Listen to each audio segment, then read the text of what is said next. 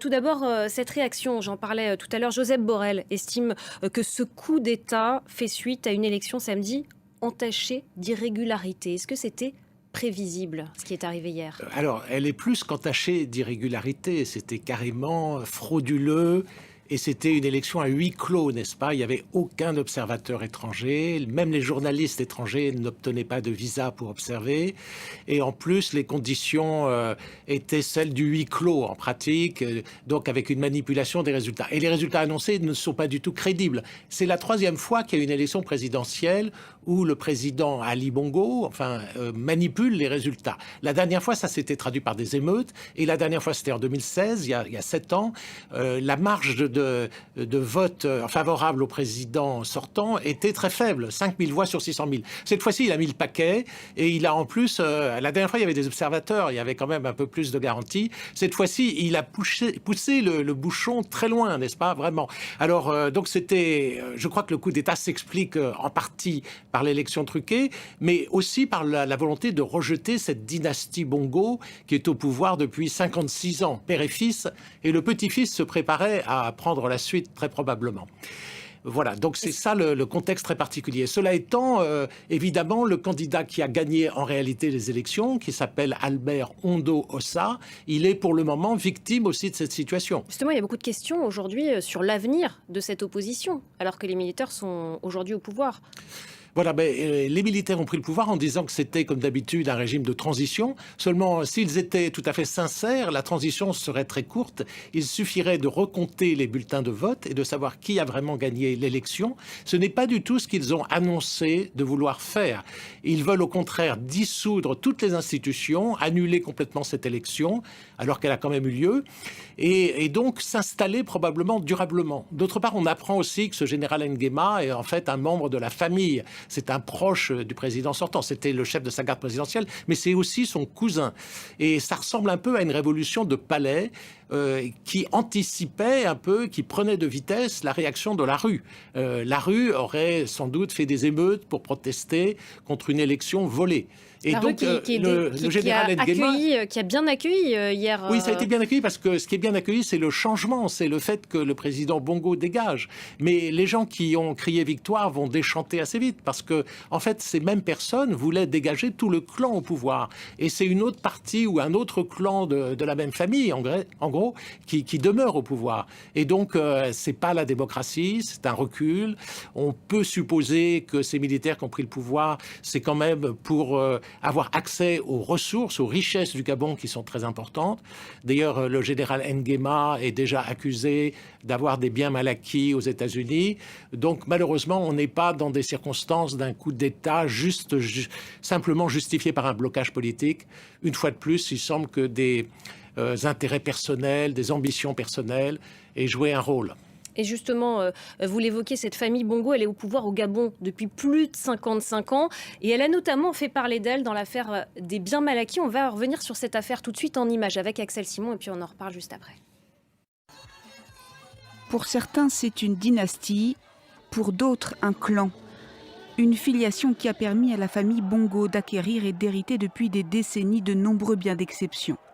Les enquêtes ouvertes en France dès la fin des années 2000 révéleront plusieurs scandales financiers, parmi lesquels l'affaire des biens mal acquis. À partir de 2008, les juges français estiment que ces biens ont été financés par de l'argent public détourné au Gabon depuis des décennies.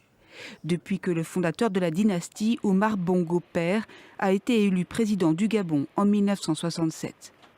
Parmi la longue liste dressée par les juges d'instruction, des voitures et des montres de luxe, et près d'une vingtaine de propriétés immobilières d'exception, hôtels particuliers et somptueux appartements acquis à Paris et villas sur la Côte d'Azur notamment.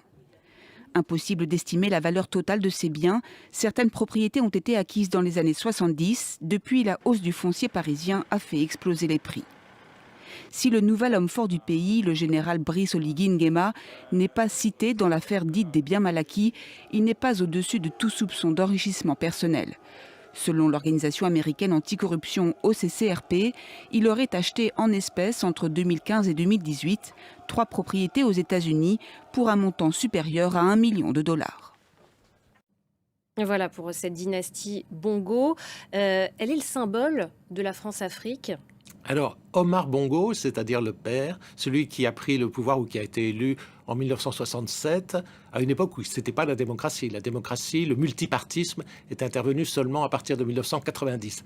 Mais pendant toute la durée du règne, c'est-à-dire un peu plus de 40 ans, de Omar Bongo, le père, c'était le cœur de la France-Afrique, caractérisé en particulier par des fonds occultes qui étaient versés par le Gabon à des hommes politiques français. Robert Bourgi était souvent un intermédiaire qui s'en est vanté, donc on peut en parler. Voilà. Alors ça a changé complètement depuis l'élection présidentielle de 2016, la dernière, parce qu'il y avait déjà eu des fraudes. Et donc la France s'était distancée un petit peu du président en principe élu officiellement, Ali Bongo. Et de ce fait, Ali Bongo, par exemple, avait décidé que le Gabon allait adhérer au Commonwealth, alors qu'il n'y a même pas une ambassade britannique à Libreville. C'était un symbole, parce que ça n'a pas de conséquences pratiques, c'est un pays vraiment francophone, mais c'était quand même une façon de marquer une distance par rapport à la France, en réponse à la distance que Paris marquait vis-à-vis du régime de Libreville, avec entre autres des affaires judiciaires qui sont indépendantes de l'exécutif, les affaires de biens mal acquis, mais tout ceci contribuait à un climat qui était assez rafraîchi entre Paris et Libreville. La France qui immédiatement hier a condamné ce coup d'État, la France qui a des militaires présents actuellement au Gabon. Est-ce que ce qui se passe en ce moment risque d'avoir des conséquences sur cette présence française, mais aussi sur l'influence de la France dans ce pays? Alors apparemment, la situation est totalement différente de celle du Sahel, dans lequel il y a, on le sait, un sentiment anti-français très fort et des putschistes qui exploitent ce sentiment, qui capitalisent dessus par populisme et qui demandent aux Français de dégager. La situation est différente au Gabon parce que d'abord, il n'y a pas de misère de la population, il y a des poches de pauvreté, mais c'est un des pays les plus riches du continent africain quand même.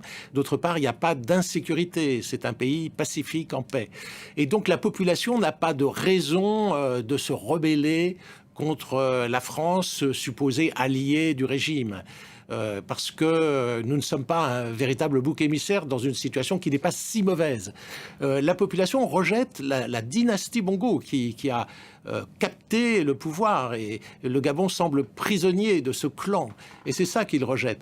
Le putschiste, est-ce que ça contribue toutefois à un sentiment anti-français? Il y a un sentiment anti-français, mais beaucoup moins fort qu'au Sahel.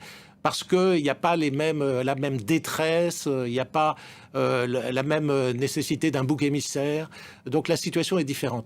Mais le général qui a pris le pouvoir, en plus, n'a pas fait du tout de déclaration anti-française. Alors, il est possible on verra bien, que par la suite, il cherche à capitaliser un peu sur le sentiment anti-français qui existe malgré tout. Mais pour l'instant, il a au contraire souhaité garder exactement les mêmes partenariats et en particulier la base militaire française. Alors, il y a 350 militaires français à Libreville qui sont là pour faire de la formation, à la fois avec l'armée gabonaise et les armées de la région. Il ne semble pas qu'ils vont devoir partir. Quant aux intérêts économiques français, qui sont importants au Gabon, ils ne sont pas menacés parce que, d'abord, ils sont assez indépendants de la situation politique.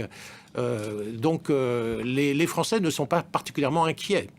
Ce putsch, c'est le 8e depuis 3 ans en Afrique centrale et de l'Ouest. Mais vous l'avez dit, ce qui se passe au Gabon, c'est pas la même chose que ce qui s'est passé au Sahel, au Niger ou encore donc au Mali ou au Burkina Faso. Est-ce qu'il y a tout de même un risque de contagion à d'autres pays d'Afrique centrale? Emmanuel Macron, lundi, devant les ambassadeurs, parlait d'épidémie de putsch. Alors, le point commun de tous ces putschs, c'est 2 choses probablement. D'abord, une certaine impunité quand même. Ces militaires prennent facilement le pouvoir parce qu'ils sont dans l'entourage du président, et sans obstacle, pratiquement sans effusion de sang, n'est-ce pas?